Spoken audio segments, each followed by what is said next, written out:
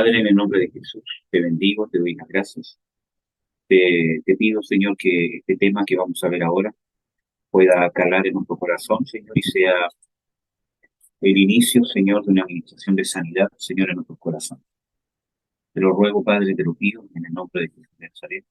Te ruego que que tú nos puedas confirmar tu voluntad, Señor, como iglesia, en el nombre de Jesús de Nazaret, y que podamos ser sanados, Señor. En el nombre de Jesús. Amén.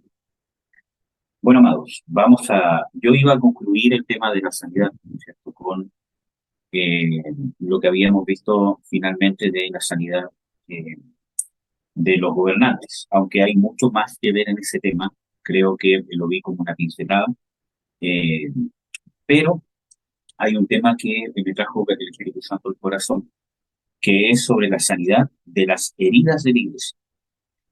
Y es importante porque ciertamente la iglesia, eh, nosotros como iglesia muchas veces hemos provocado heridas o hemos sido víctimas de heridas dentro de la misma iglesia.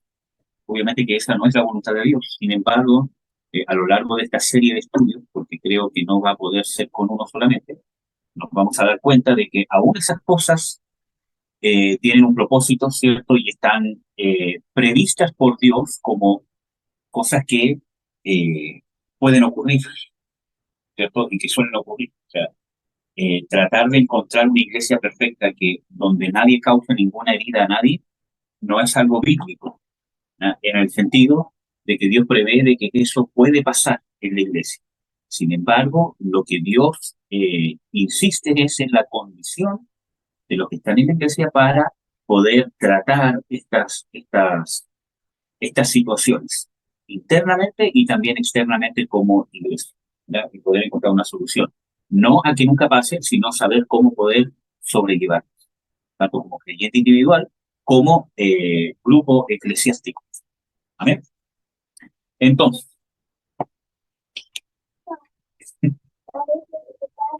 vamos a partir con 2 Corintios 10:8. Que creo que es un pasaje que ya vimos, ¿cierto?, en esta seguidilla de estudios, y probablemente lo vamos a ver bastante más, pero pese a que quizás ya sabemos lo que dice, pero lo vamos a leer para analizar un poquito más. Pablo dice, porque aunque me gloríe aún un poco de nuestra potestad o autoridad, está hablando Pablo como apóstol, la cual el Señor nos dio para edificación y no para vuestra destrucción, no me avergonzaré.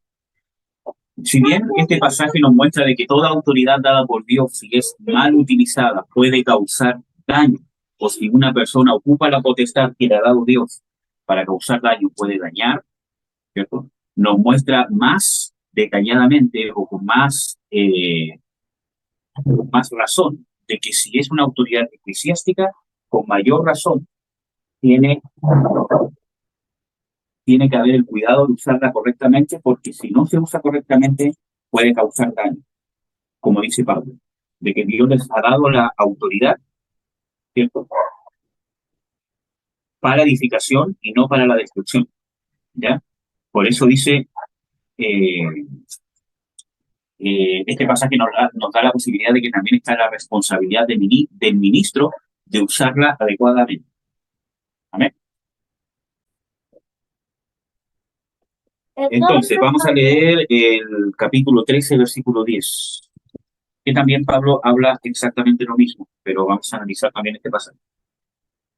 Por lo tanto, os escribo esto ausente, por no tratar al presente con dureza, conforme a la potestad que el Señor me ha dado para edificación y no para destrucción. Y aquí hay un detalle importante, porque también dice de que justamente el Señor le ha dado a él autoridad como ministro, porque aquí está hablando como ministro, ¿cierto?, sobre su autoridad, ejerciéndola sobre la iglesia, ¿ya?, en particular.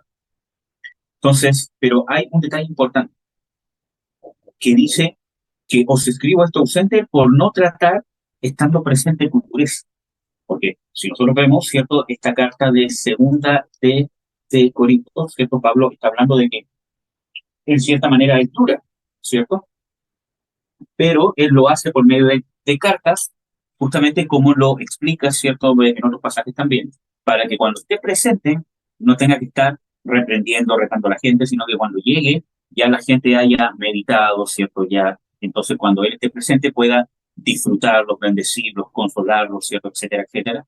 Porque muchas veces el estar reprendiendo este tipo de cosas estorba para que los hermanos crezcan más, ¿cierto? Porque es como volver atrás, sacarlos de la carnalidad, etcétera, etcétera, para que tengan una condición óptima para seguir desarrollándose.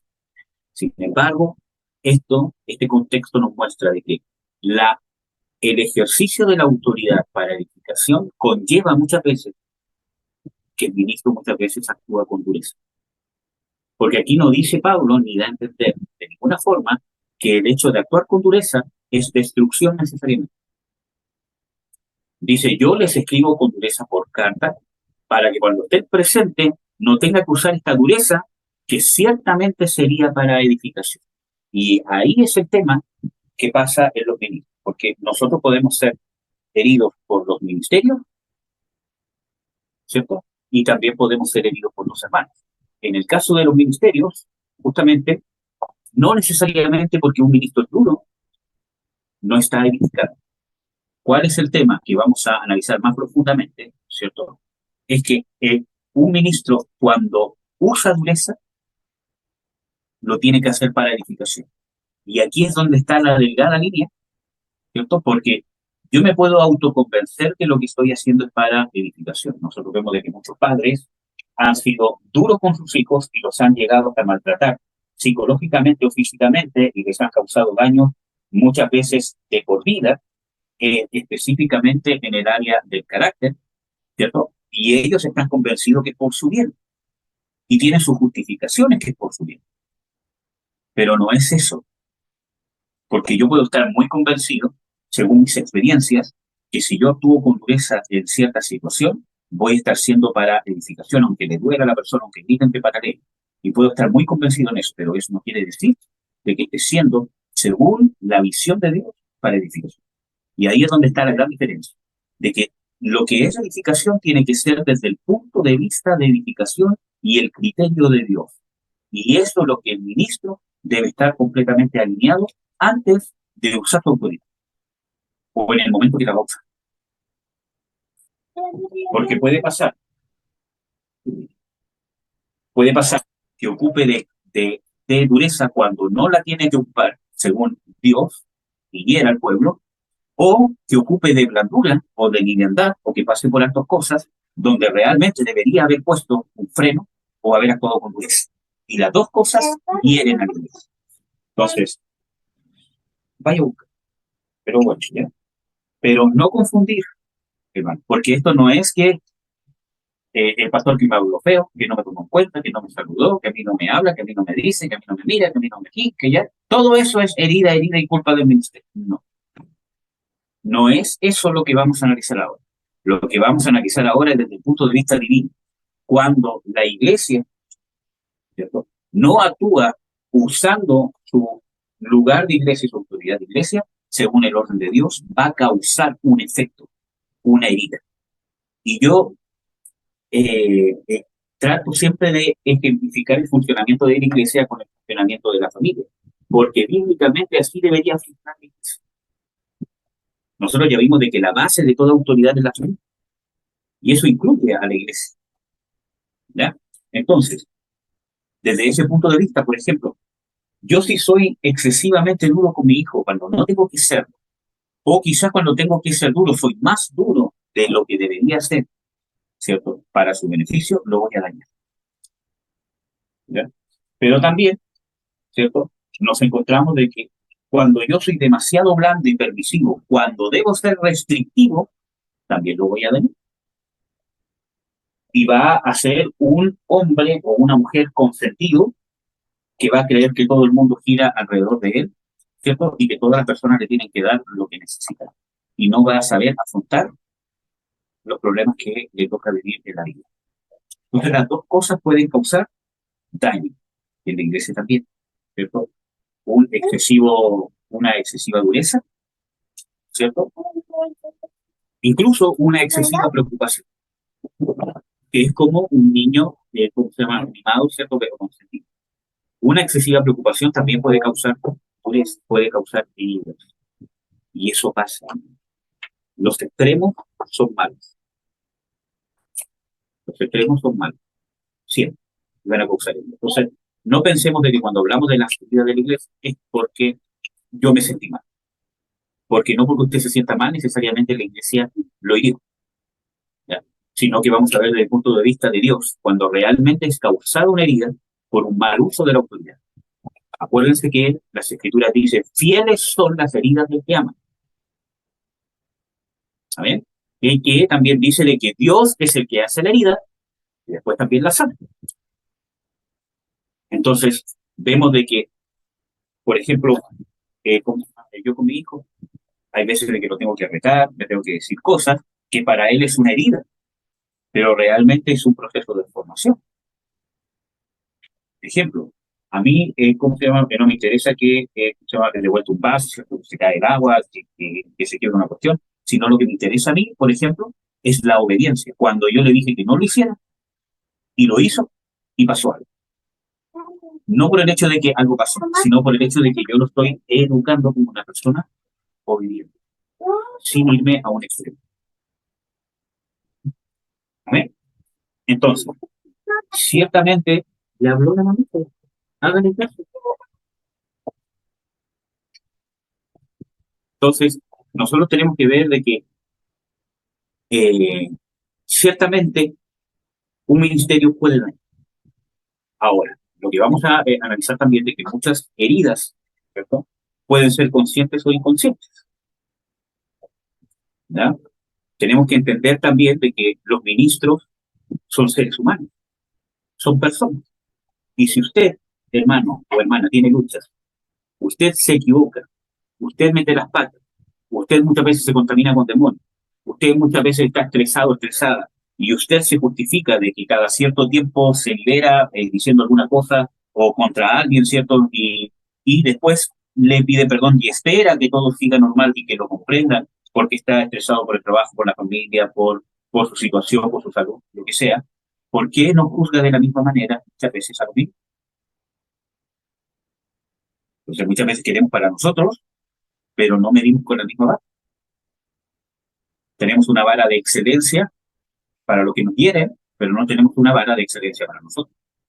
Muchas veces nosotros nos cansamos, estamos estresados, queremos mandar todo lejos, ¿cierto? Incluso muchas veces nos apartamos de todo, que no queremos que el pastor nos hable, ¿cierto? Y que no le queremos responder porque nos desilusionó, ¿cierto? Pero ¿por qué no juzgamos con la misma vara muchas veces a los niños? ¿Por qué no se puede cansar? ¿Cuántas actitudes nuestras muchas veces los han desilusionado a ellos? ¿Qué pasaría si ellos hacen lo mismo? Me desilusionó, no le hablo más, no lo pesco. Chao. Ah, es que es pastor. Entonces, nosotros tenemos que ver el punto de vista, ¿cierto?, de que somos seres humanos. Nos gusta decir de que somos iguales ante Dios con los ministros, de que somos todos iguales ante Dios, ¿cierto?, para no sentirnos inferiores, pero con respecto al uso de la responsabilidad, así nos gusta sentirnos que tenemos menos responsabilidad que otros. Entonces, tenemos que ser sinceros, hermano. Antes de tratar las heridas, tenemos que ser sinceros. Porque si no juzgamos con justo juicio, como vamos a ver hoy día, ¿cierto? No vamos a poder recibir sanidad, porque la sanidad parte del perdón. ¿Eh? Bueno, y el perdón parte de un perdón sincero, de un perdón según Dios. Si yo voy a perdonar cosas falsas, cosas que no existen, o le voy a guardar rencor por cosas que no son tan así, soy yo el que tengo que aprender a tener criterio mínimo para juzgar las cosas. Y ese es un llamado para todos creyentes, no es un llamado para los ministerios. Todo creyente es llamado a juzgar y discernir las cosas según el discernimiento y el criterio divino. Jesús lo dice, buscar el reino de Dios y su justicia. Eso significa buscar el reino de Dios y su justicia. Buscar el criterio de juicio de Dios. Y no de juicio de castigo, que va a venir castigo sobre esta ciudad, sobre este hermano, esta hermana que va a venir feo. Sí. Sino cuando hablamos de juicio, hablamos de criterio, de forma de razonar, de forma de pensar. Que no es algo místico, es algo que se da en la práctica, como dice Hebreos 5:14. El ejercicio de discernir el bien y el mal es lo que nos lleva a ser maduros. ¿Ya? Entonces, más adelante vamos a analizar con mayor detalle las heridas que producen los ministerios o que pueden producir ministerios. Pero antes de eso la vamos a dividir en dos, las que son conscientes y las que son inconscientes. O desde un punto de vista quizás más bíblico, nosotros podemos ver de que, ¿cierto?, el mismo Dios en el Antiguo Testamento hace una distinción en el pecado. Nosotros vemos en el Antiguo Testamento de que Dios habla muchas veces del pecado por hierro o por errar. Lo diferencia del pecado consciente. Y el castigo muchas veces es diferente. Por ejemplo, abusar de una mujer, caer en fornicación, practicar la hechicería, la idolatría y todas esas cosas eran castigados con pena de muerte. Pero habían pecados que eran por tierra, que incluso Dios muchas veces dice, y para estos pecados en que suele errar el hombre. Les voy a dar un ejemplo simple, ¿cierto? Por ejemplo, Dios habla, por ejemplo, si están dos hombres trabajando juntos, ¿cierto? Conste que Dios castigaba el homicidio con muerte, ¿cierto? Eso es bíblico.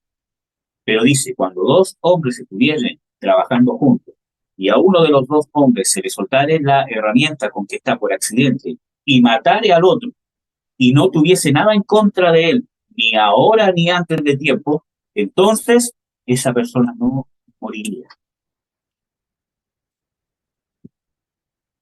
Pese a que sí fue un homicidio.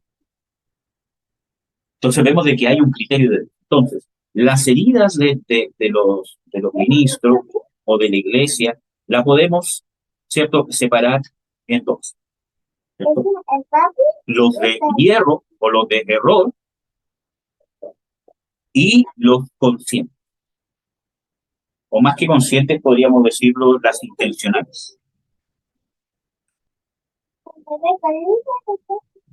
Las de error, ¿cierto? Nosotros tenemos que perdonarlas usando la misericordia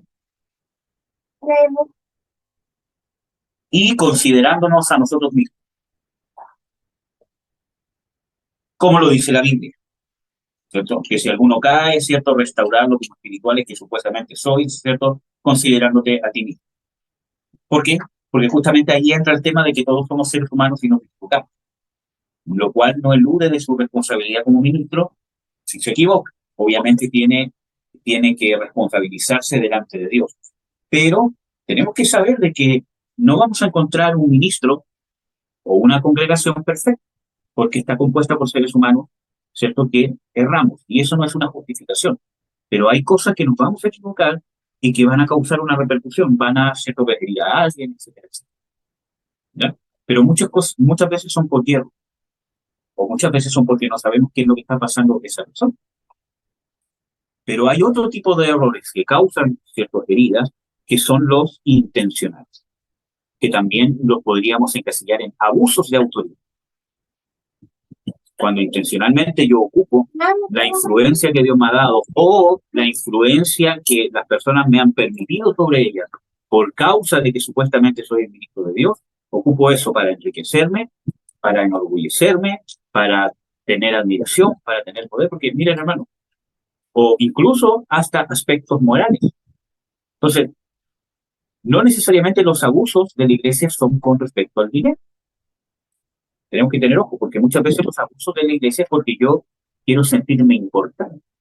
Y si yo tengo eso en mi corazón, voy a abusar de mi autoridad, porque busco sentirme importante.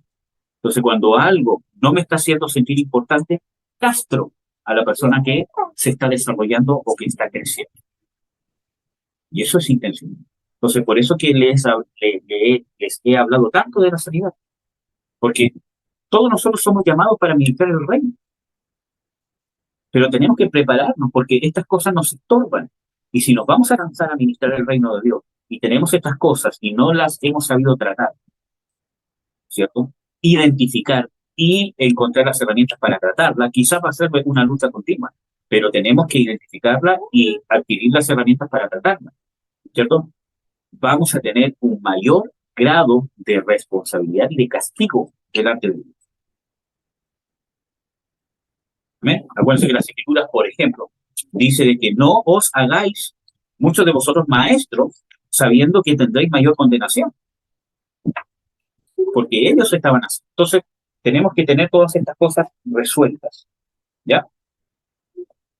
Más adelante vamos a ver con más detalle el tema de los ministerios, lo vamos a ver con algunos ejemplos bíblicos. Quizás va a ser poco lo que vamos a poder encontrar en el Nuevo Testamento, pero vamos a analizar algunos casos que nos muestran de las heridas que puede dejar un ministro. Vamos a ver entre los hermanos de la iglesia, que también podríamos incluir, ¿cierto?, a los ministerios, también pueden herir y causar heridas. Vamos a analizar este primer versículo bíblico en Romanos 14. Primero vamos a analizar lo que es la autoridad. Una de las peores cosas que puede pasar en la congregación es la murmuración. Y una de las peores cosas que puede pasar en el corazón del creyente es un corazón juicioso. Quizás no murmura con nadie, pero está lleno de prejuicios. Y el prejuicio es un juicio preconcebido. Por ejemplo, vamos a hablar harto de prejuicio. Quizás la Biblia no nombra esta palabra prejuicio, pero muchas veces cuando habla de juicio, habla de que muchas veces vienen por prejuicio. Por ejemplo, ¿por qué me impide a mí juzgar sabiamente el prejuicio?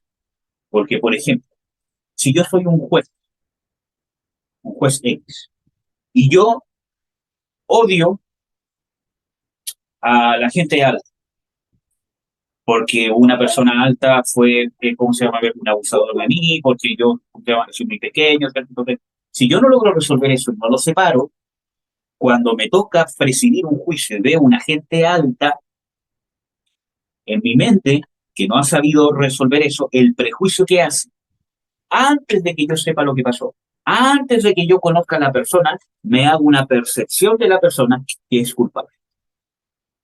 Entonces, todo lo que pueda decir, todo lo que pueda hacer, ¿cierto?, lo voy a filtrar desde el punto de vista que tiene la culpa.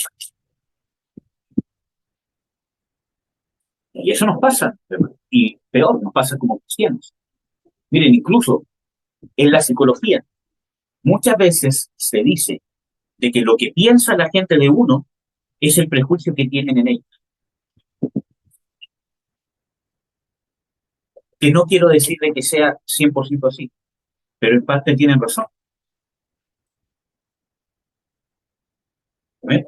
Entonces, Romanos 14, 17, 20. Dice que el reino de Dios, bueno, vamos a ver primero del versículo 10 al 13 para entender un poco el contexto. Dice, mas tú, ¿por qué juzgas a tu hermano? O tú también, ¿por qué menosprecias a tu hermano? Porque todos hemos de estar ante el tribunal de Cristo. Porque escrito está, vivo yo, dice el Señor, que a mí se doblará toda rodilla y toda lengua confesará a Dios.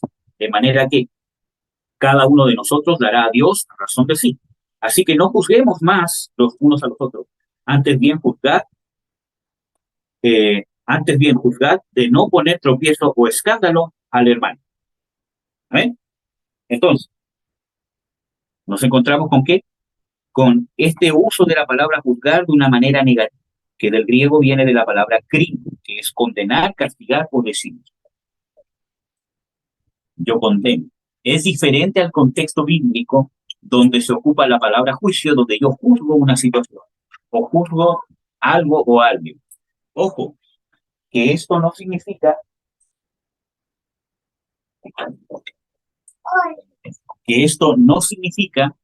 que yo no puedo decir de que lo que alguien está haciendo está malo.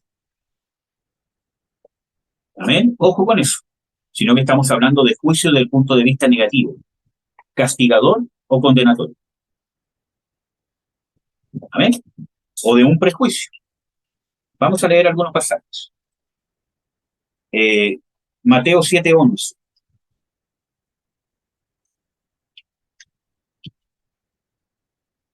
Vamos a ver qué es lo que nos dice Jesús al respecto.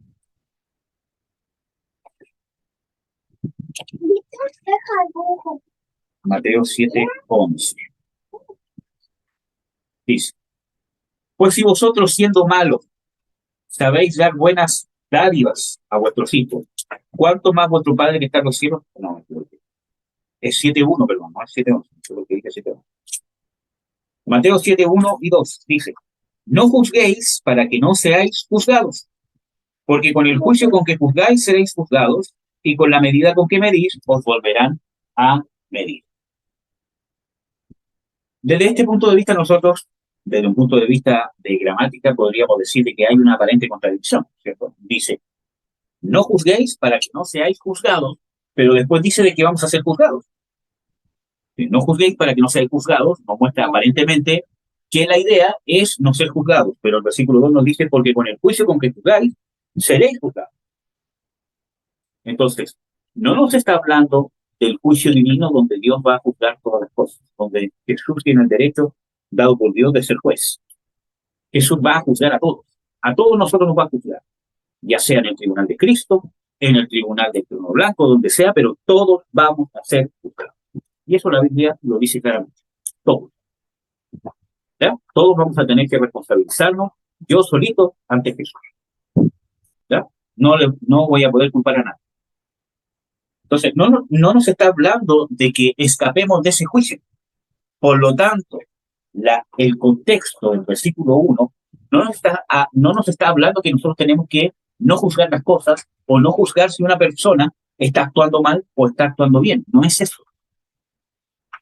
Sino que el contexto mismo nos muestra que el versículo 1 nos muestra de un juicio negativo, un juicio condenatorio, que es el mismo del que nos está hablando Romanos 14. Dice, no juzguéis y no seréis juzgados.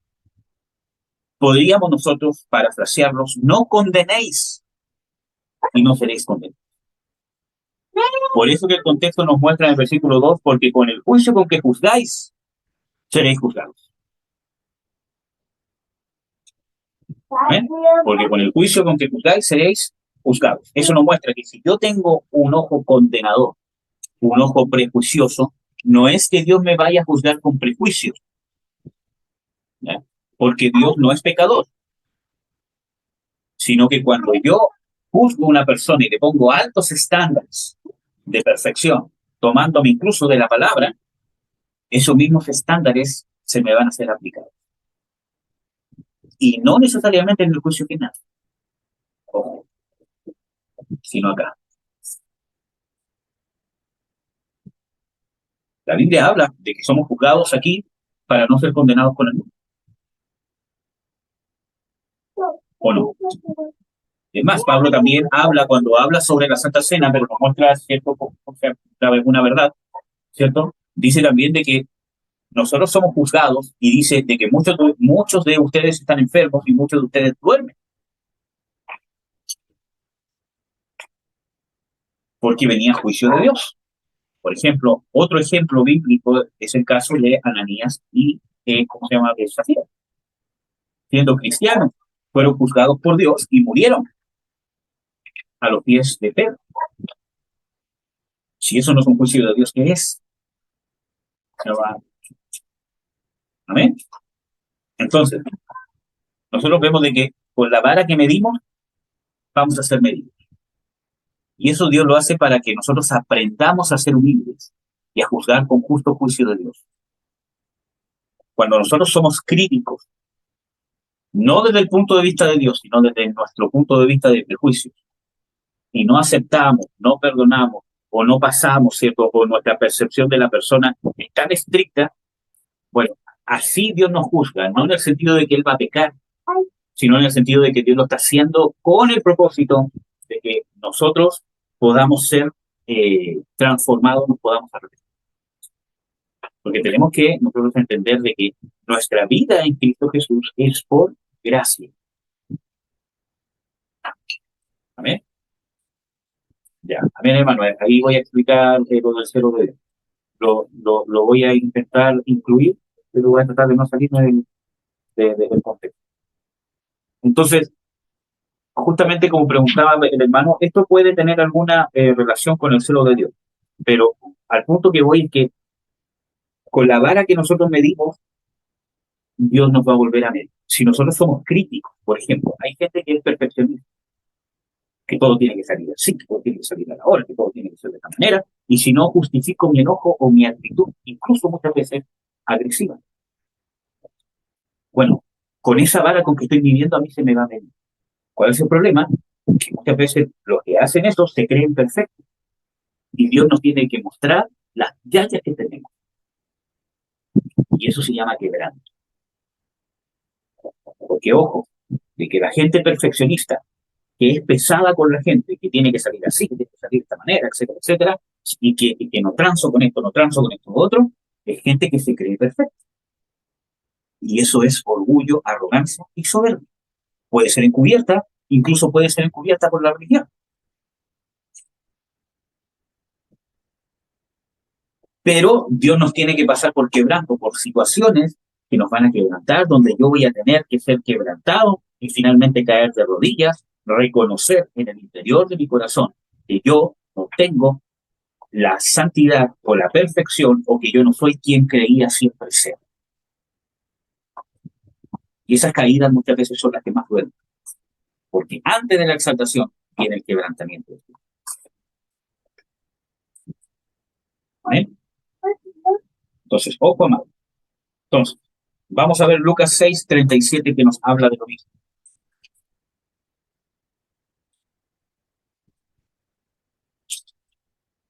6:37. Dice, no juzguéis y no seréis juzgados, no condenéis y no seréis condenados, perdonad y seréis perdonados. Entonces, el contexto bíblico también nos habla de la cualidad del perdón. No es que yo no pueda juzgar de que alguien está obrando mal o de que alguien esté obrando bien, según los conceptos y el juicio del reino de Dios, no usando los conceptos del reino de Dios para mis propios prejuicios preconcebidos. ¿Ya? ¿Cuál es la raíz de esto? El perdón. Y ojo con esto, de que cuando yo juzgo en base al no perdonar, cuando yo juzgo o genero un pensamiento sobre la persona, o una percepción de la otra persona, o una reacción hacia una persona, o una actitud hacia otra persona, o un grupo de personas, basado o como justificación para no perdonar, entonces estoy pecando. Porque Jesús dice, no, esto no lo hagan. Porque no juzguéis así como yo les estoy explicando ahora, y no se discuta.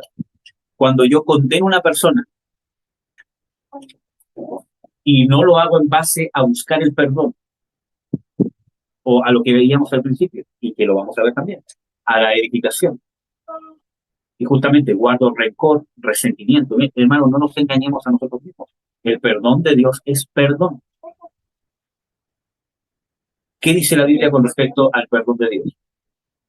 Yo soy el que borro tu rebelión. Yo deshice como una nube tus pecados, como niebla tu rebelión. Yo soy el que perdono tus rebeliones y no me acordaré más de tus pecados. No es que se vayan de la memoria de Dios. No es que se vayan de la memoria de Dios, sino que Dios no los trae a juicio. Ya no me condenan. ¿Ven? Entonces, cuando nosotros condenamos, juzgamos según estos preceptos o como justificación para no otorgar ese perdón divino a la persona, es porque estamos juzgando que no merece el perdón. Y ahí nos apartamos de la gracia. Y ese juicio es pecado. ¿Amén? ¿Y saben qué? Dios es el único que tiene el derecho a hacer ese juicio, incluso sobre nosotros. Pero nosotros muchas veces nos jactamos de que creemos de que merecemos la gracia. O decimos que no la merecemos, pero actuamos como si fuésemos merecedores de ella. Y esto tiene una trascendencia bastante importante. ¿Por qué? Porque el juicio que Dios hace sobre nosotros se basa sobre la gracia. Si usted tenga de pecar siendo cristiano, es gracia. No necesariamente que Dios lo perdone, sino el hecho que usted tenga la oportunidad de pecar sin ser condenado y tenga la oportunidad y tenga una puerta abierta de buscar el arrepentimiento.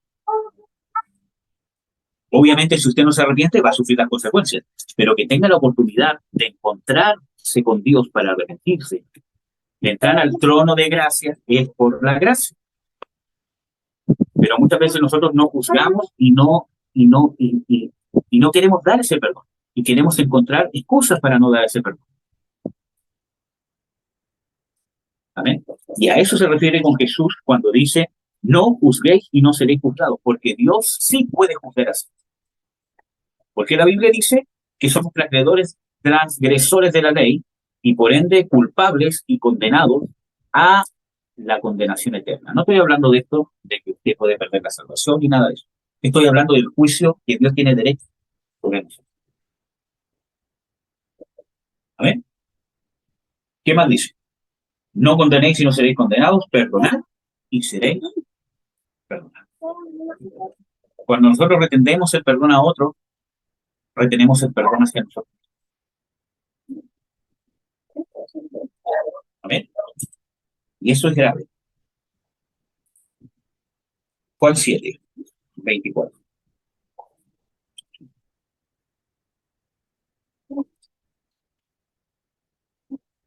Antes de pasar a ver Juan 7, 24, que vamos a analizar hartos aspectos de este pasaje, quería responder la pregunta del hermano Frank, la diferencia entre el celo de Dios. El tema del celo de Dios, hermanos, es algo delicado. No se atrevan a decir de que usted está hablando, que usted está haciendo algo, está retando a alguien, o está serio, o está rogando a alguien por el celo de Dios. No se atrevan. Para mí es algo delicado. ¿No? ¿Por qué? Nosotros nos encontramos con el ejemplo de Jesús, que dice que se enojó, ¿cierto? Y vemos que usó de violencia. ¿Cierto? El que diga que no fue violencia es ciego, porque fue violencia. Es violento, ¿cierto? Dar vuelta a las mesas, botar las cosas, dejar ir las palomas, ¿cierto? Todo lo demás, botar las monedas de los cambistas, etcétera, etcétera, gritar y decir, ustedes han convertido esta casa en una cueva de ladrones, etcétera, etcétera, salgan de aquí y todo lo demás. Entonces nosotros vemos de que realmente usó de violencia, pero la misma Biblia nos dice de que los discípulos se acordaron que está escrito, el celo de tu casa me consume. ¿Ya? Entonces para mí el celo de Dios es algo delicado. Nos encontramos con este ejemplo del Señor Jesucristo, pero Él es el Señor Jesucristo. Es santo. No había ningún prejuicio en contra de los cambistas, en contra de los... No había ningún prejuicio. Su juicio es santo, como lo vamos a ver aquí también. Pero nos encontramos con el ejemplo de Elías, cuando huye de Jezabel, ¿cierto? Y cuando Dios le habla, le dice, ¿qué haces aquí, Elías? Él dice, un vivo celo por Jehová me consume. Y no era celo. Un vivo celo de Jehová me consume y solo yo he quedado. Y ahora buscan para matar. Mejor quítame la vida porque no soy mejor que mis padres. Y ese no era celo de Dios. Era lástima propia. Entonces, muchas veces el cristiano usa la palabra celo para justificar agresión. Y agresión no es necesariamente golpes o insultos. Muchas veces nosotros tomamos actitudes agresivas y justificamos que es celo de Dios. Porque, ejemplo, no soporto la mentira. Entonces, cuando veo que alguien está mintiendo, me exalto, ¿cierto? Y que digo, ese es el celo de Dios porque no soporto la mentira. Pero nos olvidamos de la gracia. Nos olvidamos de que a nosotros nos sustenta la gracia. Quizás nosotros hemos logrado quizás no mentir en nada, pero tenemos otras cosas que dependen de la gracia de Dios, porque si no estaríamos sufriendo las consecuencias de nuestros pecados. Nos olvidamos de la gracia y actuamos con agresividad. Entonces, por eso, el celo de Dios nace de la santidad. Entonces, si usted no tiene la capacidad de entender la gracia desde un punto de vista práctico, no se justifique ni siquiera internamente, que a veces toma actitudes por causa de ni siquiera lo piensa. Lo que tiene que hacer usted es simplemente preocuparse, porque en ningún texto bíblico dice, ¿cierto? Usen el celo de Dios para poder vivir. Obviamente nos habla de un celo de Dios que todos tenemos que tener, pero la Biblia nos habla de algo más profundo, que sustenta el celo de Dios, o como lo queramos ver, que es actuar, amar misericordia, justicia y andar humillado delante de Dios. Obre en justicia. No se olvide nunca de la gracia que lo sustenta cuando tenga que aplicar justicia. Y va a ser sabio. ¿Amén? No somos sabios por causa de que nosotros no hacemos lo que la otra persona hace. Eso no nos da derecho a hacer nada. Lo que nos da la autoridad para hacer algo es que estamos conscientes de la gracia que nos sustenta. ¿Amén? Vamos a ver, pero el celo nunca es para justificar mi mal carácter o mis enojos ante una situación. ¿Amén? Vamos a ver Juan 7:24.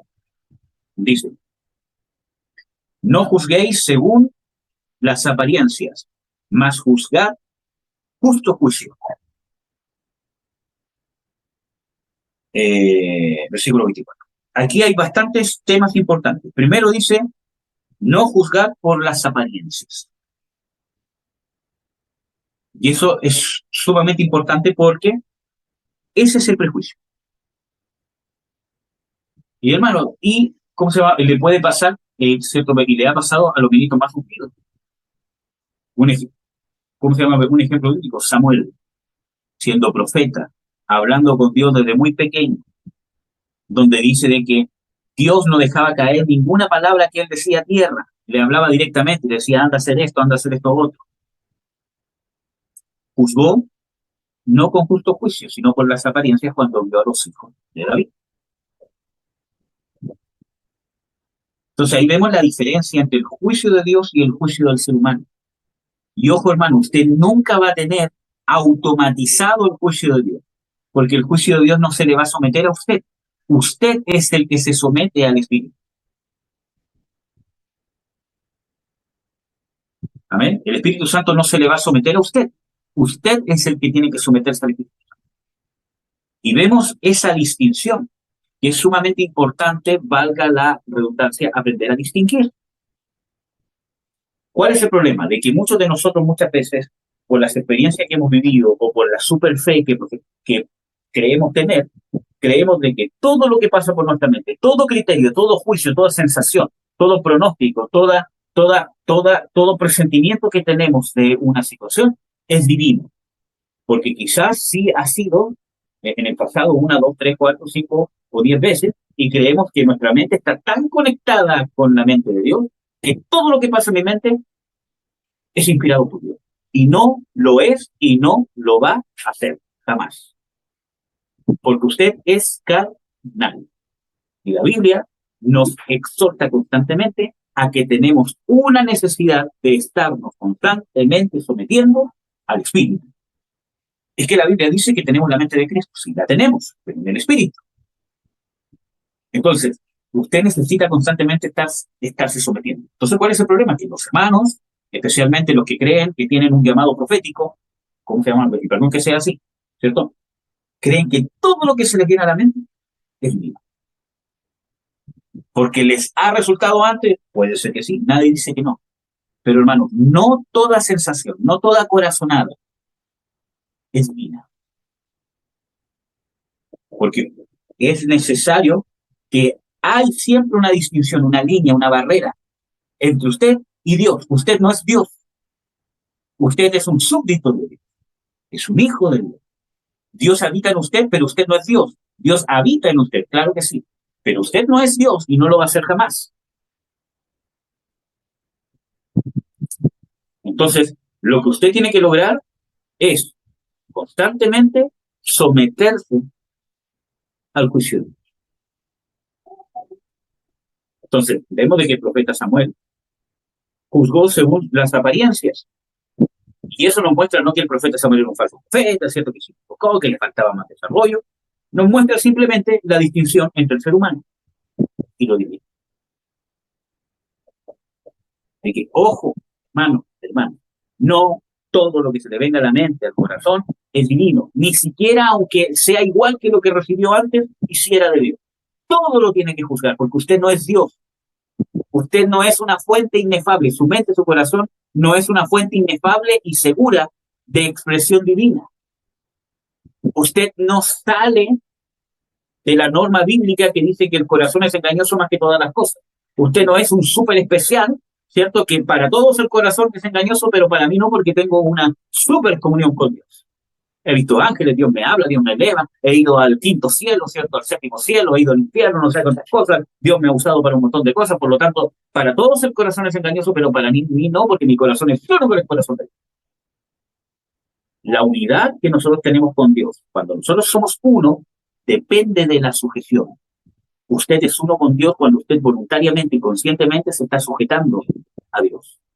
Por eso que Jesús dice, el que guarda mis mandamientos, este es el que me ama y haremos morada.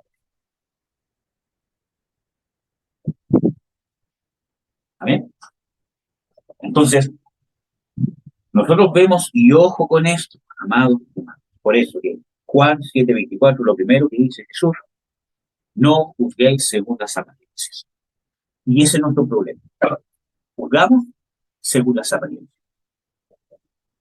Y muchas veces las apariencias no es la expresión externa de la persona, sino es como nosotros percibimos a la persona según nuestros propios prejuicios internos.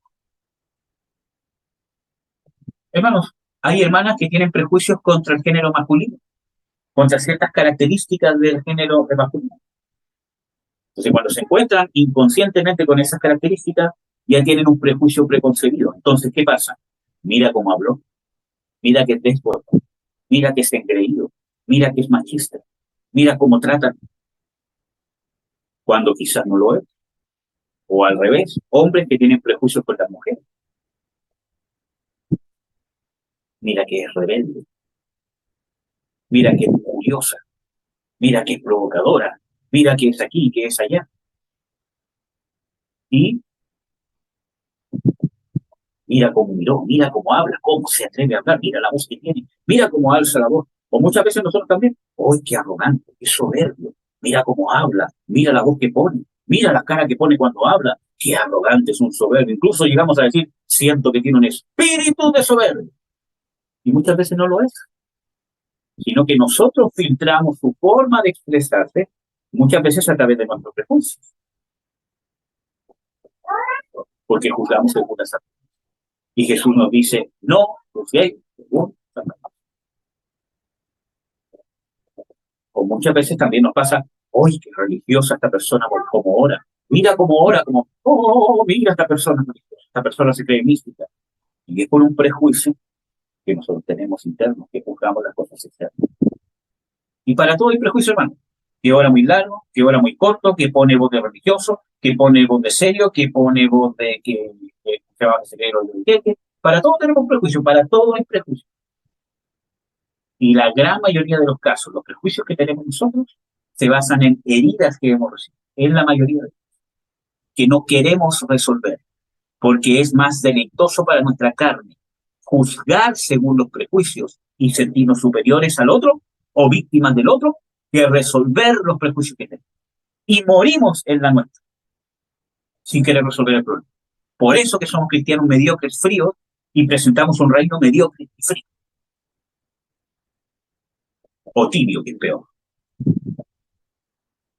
¿Amén? Bueno. Juzgad por las apariencias. Dice, no juzguéis según las apariencias, sino juzgad con justo juicio. Y nos vamos a ir a 1 Corintios. Déjenme ver la hora para ver si ya tenemos que estar terminando. Vamos a dar unos minutitos más. 1 Corintios 4, 3, 5.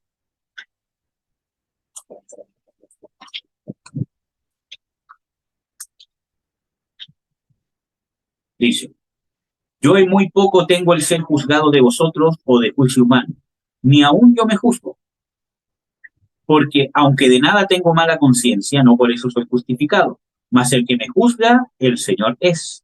Así que no juzguéis nada antes de tiempo, hasta que venga el Señor, el cual también aclarará lo oculto de las tinieblas y manifestará las intenciones de los corazones. Y entonces cada uno tendrá de Dios alabanza. Y aquí nos encontramos con varios aspectos importantes. Primero, dice, no juzguéis nada antes de tiempo. ¿A qué se refiere eso? No se refiere a que no podemos juzgar al ministro, que no podemos juzgar a una persona que está hablando una herejía, que está haciendo algo que es malo, que está haciendo algo que es incorrecto. Si una persona está cayendo en adulterio, es un adúltero. Y que yo saque esa conclusión, eso no significa que estoy juzgando de una manera pecaminosa. ¿Ves? Eso es un juicio del reino de Dios.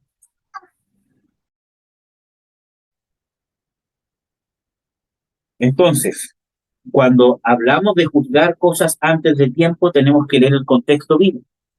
¿Qué dice el contexto bíblico? En el versículo 5 dice que manifestará las intenciones de los corazones. Ojo, ¿qué dice? Hasta que venga el Señor. Y ese es un detalle importante, porque ¿qué cosas son las que no podemos juzgar antes de tiempo? La que dice aquí, hasta que venga el Señor. Y ahí nos encontramos con qué cosa? Con un proceso completo. Miren, aquí les quiero hablar para que me puedan entender. Voy a poner un versículo que no había puesto acá en los apuntes, pero que es importante.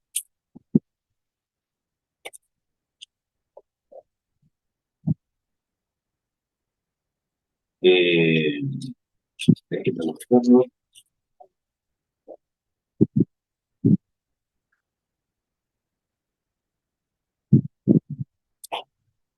Aquí está. Primera de Tesalonicenses 5:22 en adelante. Dice, apartados de toda especie de mal. Bueno, desde el versículo 21. Es examinarlo todo, retener lo bueno, apartados de toda especie de mal, y el Dios de paz os santifique en todo, para que vuestro espíritu y alma y cuerpo sean guardados enteros sin reprensión para la venida de nuestro Señor Jesucristo. La Biblia nos muestra de este proceso de desarrollo hasta la venida del Señor Jesucristo. Y no solamente en este pasaje, sino en muchos otros. Por ejemplo, el mismo Pablo, cuando habla muchas veces, ¿cierto? Dice, hijitos míos, por el cual vuelvo a sufrir dolores de parto hasta que Cristo sea formado en vosotros. Nos muestra eso un proceso de desarrollo. A eso se refiere con no juzgar las cosas antes de tiempo. Les voy a leer otro pasaje.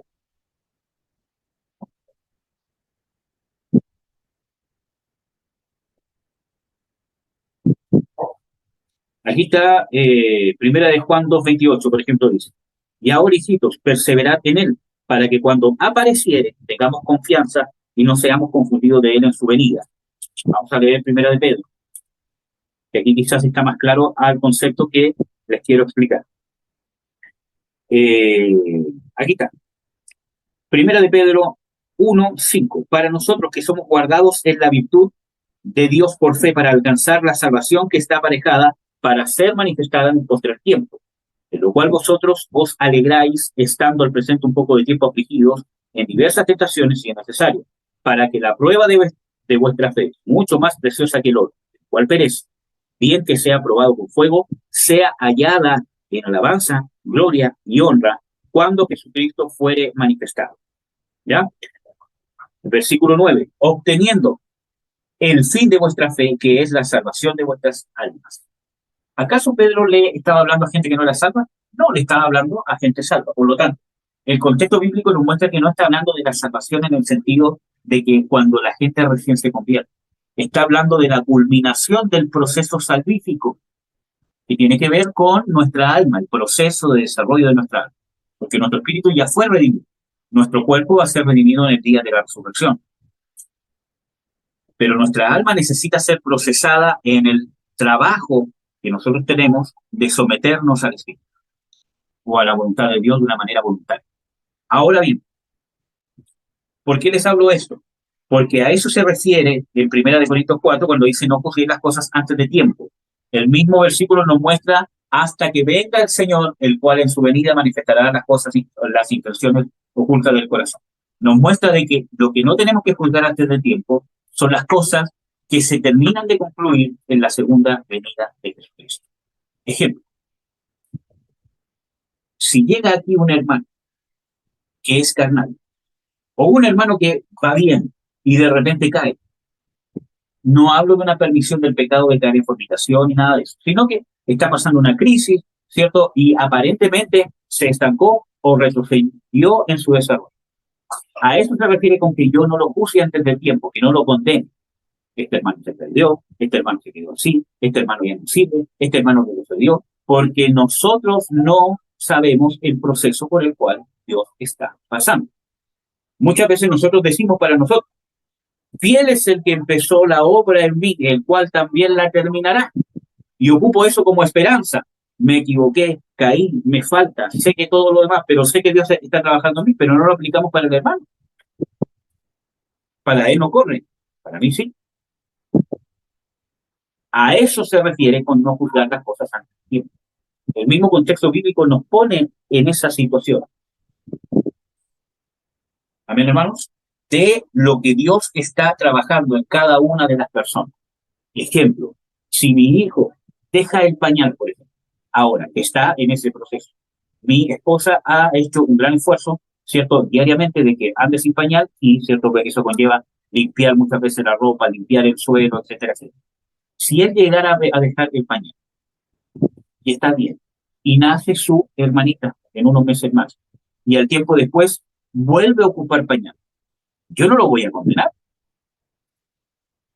O sí, ya se quedó así. ¿Qué tengo que hacer? Lo vuelvo a tomar, vuelvo a ver cuál fue la causa y vuelvo a tratar de que deje el pañal. Y si alguien viene a mi casa, ¿cierto?, y yo como papá, y viene para acá, me dice, tu hijo retrocedió, es un retrasado, así se va a quedar. Yo lo echo a patadas de mi casa, literalmente. ¿Qué creen que hará Dios con nosotros cuando juzgamos a sus hijos en esa misma condición? Porque así como nosotros somos hijos, el otro también es hijo. Así como nosotros nos sentimos amados por la sangre de Cristo y respaldados por la voluntad de Dios, también. Es que Dios vive en mí, tengo la unción, Dios también vive en esa persona. Gracia. Nos olvidamos de la gracia. Amén. Todos nosotros somos coherederos de Cristo. Amén. No soy más heredero que mi hermano. Y ni siquiera por ser ministro, ni por tener dones, ni por ser usado. Somos coherederos de la gracia. ¿Ya? Entonces, juzgar con justo juicio. Primera de Corintios 4:3-5 nos muestra no juzgar las cosas antes de tiempo, porque no sabemos el proceso completo. Dios nos ve, ojo con esto, que Dios nos ve según su proceso completo. Por eso la Biblia muchas veces nos nombra perfectos. Hemos sido perfectos para siempre, porque Dios nos ve a través de lo que Él ha hecho y del proceso completo, culminado. Amén. ¿Qué más dice? Dice, volviendo a Primera de Corintios, de que Él revelará lo oculto de las tinieblas en su venida. Hay cosas que nosotros no sabemos y no vamos a saber, porque están ocultas en las tinieblas, y no solo las del hermano, sino las mías. ¿Qué más? Y revelará las intenciones de los corazones. Miren, uno de los énfasis que el Espíritu Santo ha puesto en lo que yo hago, en el servicio al reino de Dios, es la intención del corazón. Porque la intención del corazón pone la base al desarrollo del reino de Dios. Y ojo, no confundan, hermanos, la intención del corazón desde el punto de vista religioso o desde el punto de vista humano. Por ejemplo, un hermano va a cantar o un hermano va a, no sé, como cierto, esa frase que dice la intención es lo que va. No es así en el reino de Dios, no es un compromiso. Por ejemplo, yo hace muchos años atrás cantaba especiales y canciones sin saber tocar bien la guitarra y salía a cantar nomás. Cantaba desafinado, tocaba mal la guitarra porque no sabía bien, ¿cierto? Y simplemente cantaba. Entonces todos los días, la intención es lo que hijo, no se preocupe, Dios ve el corazón. Resulta que eso es cerrado, porque la intención conlleva la acción. Yo cuando toco un especial trato de prepararme. Pocas veces me he visto en la necesidad de, ejemplo, cantar cuando las personas que tenían ¿cómo se llama? Que hacerlo han ¿cómo se llama? Fallado por una otra cosa, ¿cierto? Y me veo en la necesidad de yo intervenir, ¿cierto? Sabiendo que yo no lo hago bien, pero si no lo hago yo, todo se va a la ruina, porque hay que hacerlo. Pero yo no me ando creyendo ministro de ¿cómo se llama? Alabanza. ¿Por qué? Porque para eso me tengo que preparar, como lo hace mi esposa, por ejemplo. Ella no solamente tiene el talento y el don, detrás de lo que ella hace hay una preparación, hay una disciplina. En tocar un instrumento, hacer cursos para tocar bien un instrumento, hacer cursos para cantar, para alabar a Dios. Porque ella, ¿cómo se llama? No canta en un antro y no canta en ninguna otra parte. Y la única parte que canta es para Dios. Y no solamente en el culto, sino para cantarle bien a Dios. Y eso muestra la verdadera intención del corazón. Entonces, no confundir con las frases muchas veces religiosas que lleva, no importa la intención lo que va, porque no, ¿cómo se llama? A eso no se refiere esta frase que dice de que revelará las intenciones del corazón, ¿ya? Sino que realmente lo que busca aquí y lo que quiere decir con que revelará las intenciones del corazón es que está hablando de las raíces por las cuales yo hago lo que hago, reacciono como reacciono y soy como soy, lo que lo alimenta. Yo les he dicho arduamente en muchos estudios, en muchas series, ¿cierto? De que la enraizarse en Cristo Jesús significa de que el criterio de Dios alimente lo que yo voy a hacer, que me cuestione por qué reacciono así, por qué soy tan duro con estas personas, por qué soy tan duro ante estas situaciones, por qué soy tan blando ante estas situaciones, etcétera, etcétera. ¿Por qué critico o juzgo a estas personas de ambicioso, de soberbio, de altanero, etcétera, etcétera? ¿Por qué? ¿De dónde está saliendo este sentimiento? ¿En qué se basa? Esas son las intenciones que va a juzgar Dios. Amén. Y esas son las intenciones. Cuando no están arraigadas en Cristo, son las que nos ponen tropiezo para ministrar el reino de Dios. Para poder ministrar el reino de Dios. ¿Ya? ¿Qué más dice? Vamos a ver. Primera de Corintios 4, 5.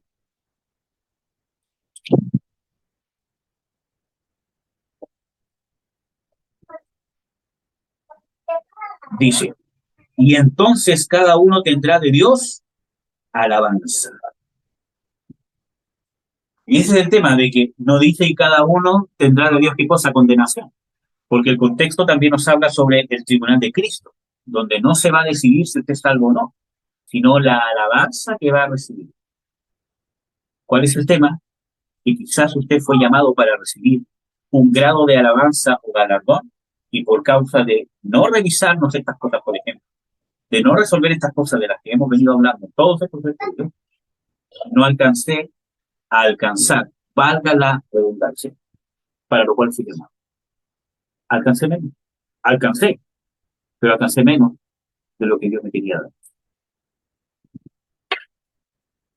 Ese va a ser el tribunal de Cristo. ¿Amén? Pues, déjeme ver la hora. Ya, lo vamos a dejar hasta aquí por hoy. ¿Tienen alguna duda o algún comentario que quieran hacer?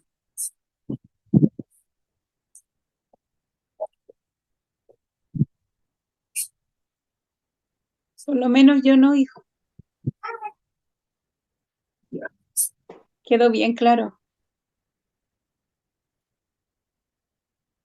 Ya, vamos.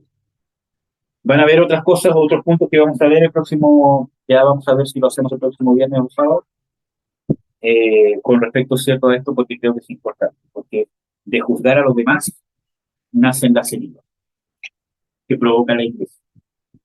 Quise partir con los hermanos, porque muchas veces nos justificamos en acusar muchas veces a los ministerios, y otras veces ministerios han abusado, y yo lo digo porque yo vengo de un ministerio que abusó de mí y de muchas otras personas más en lo financiero, en lo psicológico y en muchas otras cosas más. Entonces vengo de esa experiencia donde realmente había un mal ministerio que cometió abusos de su.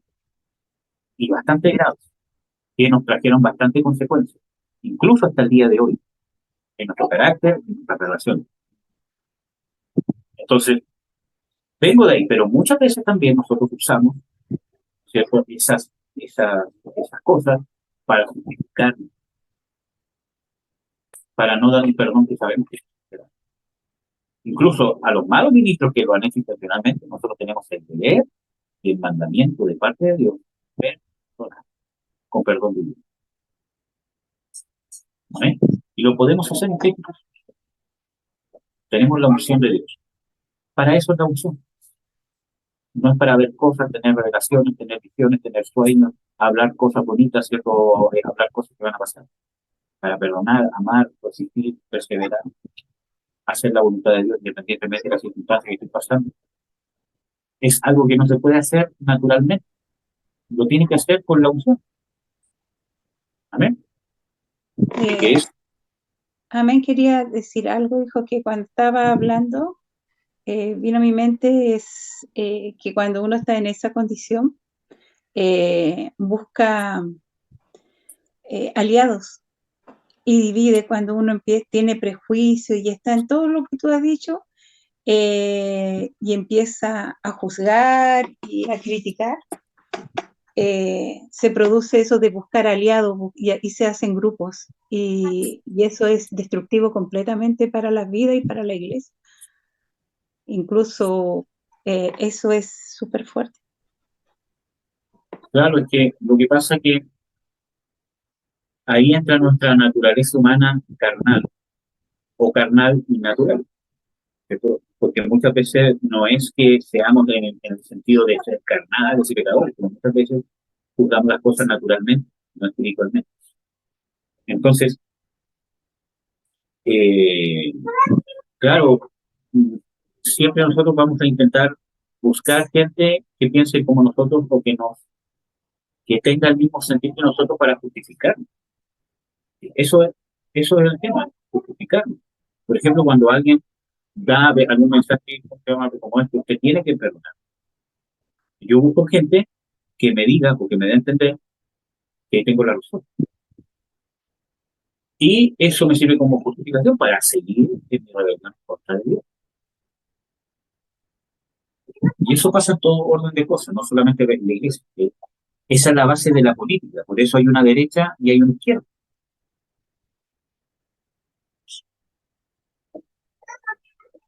Busco gente que piense contra mí para apoyarme en mi resentimiento que tengo contra los otros.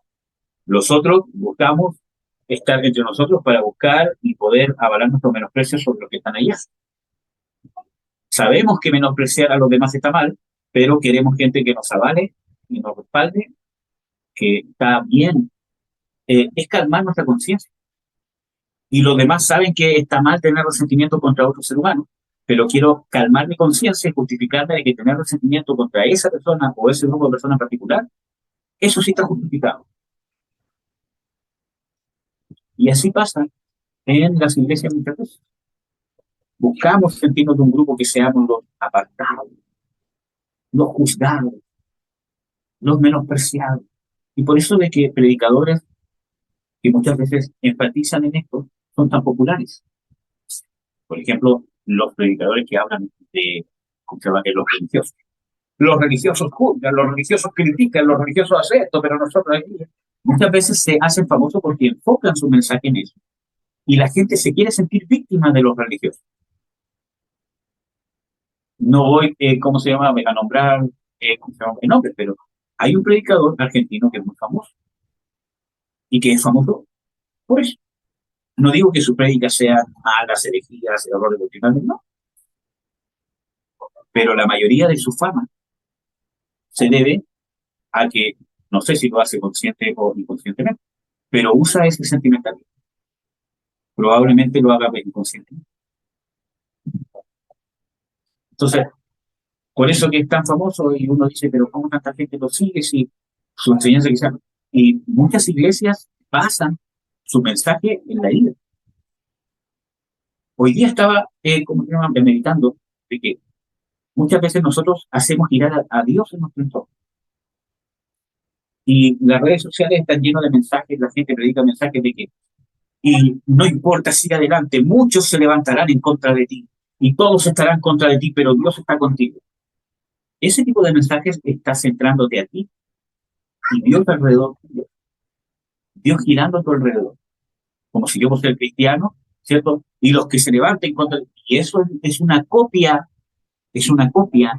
de lo que hace el mundo. Ejemplo, frases de los posts, ¿cierto? Que dicen, cuando empieces a tener éxito, muchos querrán verte bajar, porque no querrán sentirse menos por tu éxito, pero tú sigue adelante. Es lo mismo, es el mismo principio, mundano, natural.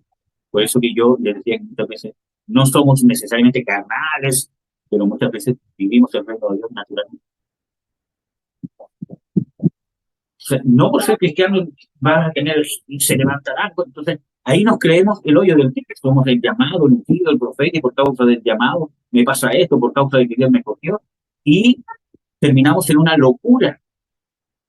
Y le digo locura porque Dios me libró de esa locura. Yo viví años creyendo ese principio exacerbado, infectado de demonios.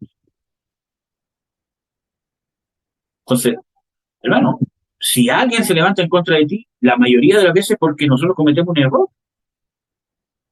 O esa frase que dice, Dios envía sus mejores batallas a sus mejores guerreros. ¿De qué estamos hablando? ¿Qué es eso? ¿Qué es eso? Que Dios le envía las peores cosas a la gente que más las pueda resistir. ¿Ese no es mi Dios? ¿Por qué? Porque te pone a ti, te eleva el ego. Dios no le eleva el ego a nadie. Dios quebrante el ego del ser humano. Si usted está pasando una tribulación o una prueba, es porque Dios lo ama y quiere transformar su vida para su beneficio. Porque lo necesitamos, no porque Dios quiera mandarlo, porque esté buscando a quien mandarle una prueba dura.